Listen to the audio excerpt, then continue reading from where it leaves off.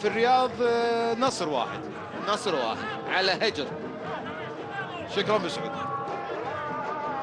كرة بتوصل في النص. طبعا يا ابو سعود عبد العزيز حبس مواصل يعطينا الاخبار. هناك النتائج التي تحدث هناك في المباريات الاخرى التي تقام. يستوقف جول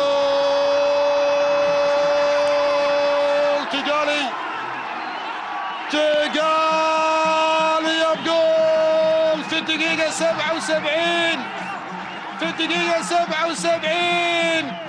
يجيب في مرمى الرائد بكرة فيها تنظيف، فيها تمرير، فيها عرضية، فيها تركيز من جانب سيباستيان تيغالي. هو اللي سجل، لكن هو بين الشوطين مر يمي ما قال بيجيب جول، لكن قال الآن في الدقيقة 77 أو بالأحرى في الدقيقة 32 من زمن شوط المباراة الثاني. شوف حسن معاذ أحسن لاعب يمرر كرات عرضية وأخطر لاعب يمرر كرات عرضية، لكن مو أخطر لاعب يسدد في المرمى. تيغالي الأخطر، أول كرة تيغالي. هكذا مواصفات هداف.